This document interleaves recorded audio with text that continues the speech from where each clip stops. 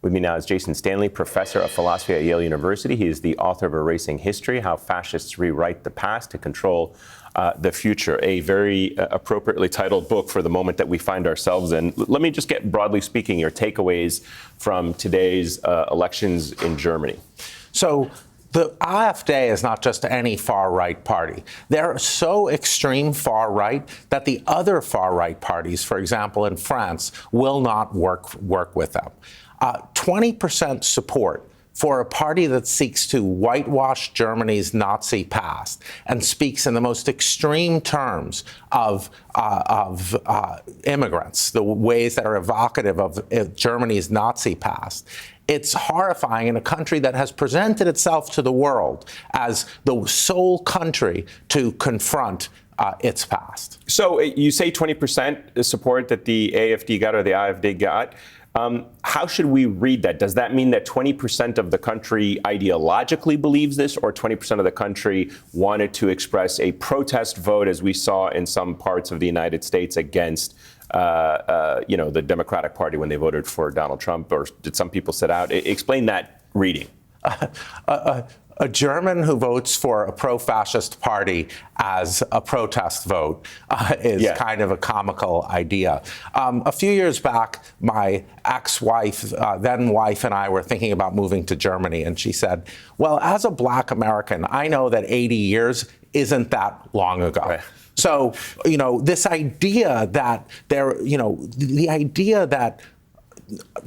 look, my father fled Berlin in July 1939 at the age of 6. He came to America as an immigrant. That country that saved my family's life now intervened in a German election to try to sway the vote to the pro-fascist party and anti-immigrant, because they share their anti-immigrant ideology. History spins. Yeah, let me ask you about that, more specifically about the U.S. dynamic in this, because it was very interesting. And we're hearing from German officials say, like, America's interference in the German election was effectively the same as Russian interference in the German election. And that is something quite shocking to hear from German officials. But what role did Elon Musk, did J.D. Vance play in what we saw unfold today?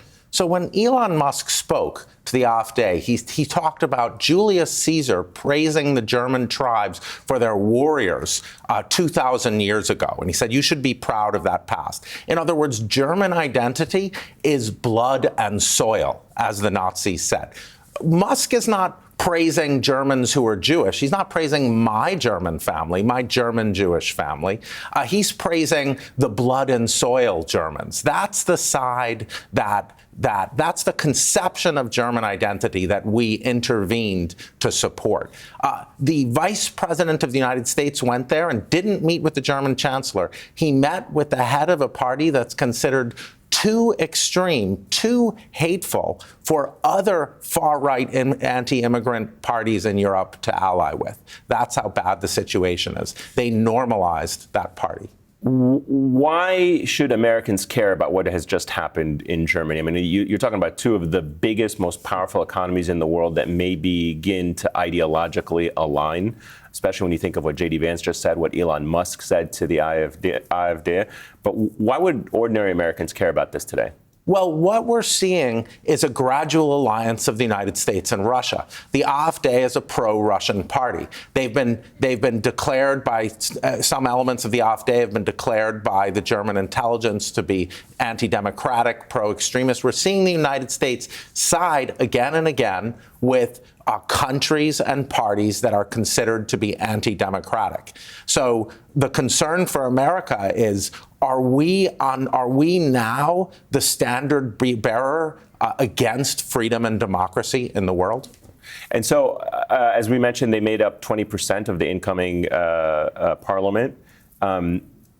If there is a silver lining in this, is that the opposition, or not, I should say the parties that now form the remaining 80%, are going to be unified in that they do not want the AfD to be part of the current government in any shape or form. Right. When you're talking about Germany, you're talking about a country that, yes, there are Nazis in Germany. Yes, there are way more than you want. There are way more people who are the grandkids of Nazis, the great-grandkids of Nazis, who are sympathetic to that ideology or could be made sympathetic. However, you also, unlike unlike the United States, have a powerful anti-fascist coalition.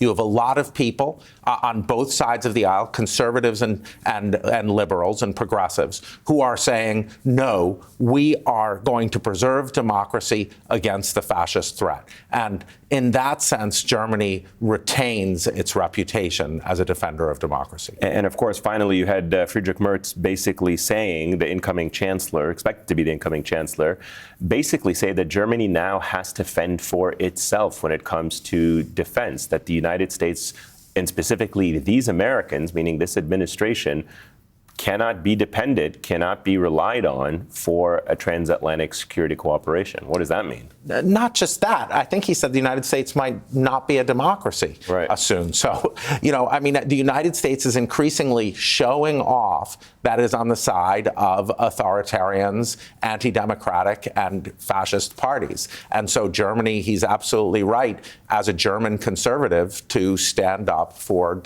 democratic values. And what does that mean then for the U.S.-European relationship going forward? Well, the U.S. has declared, seems to be on the side of Russia. So Europe better be clear that this is no longer the post-World War II order.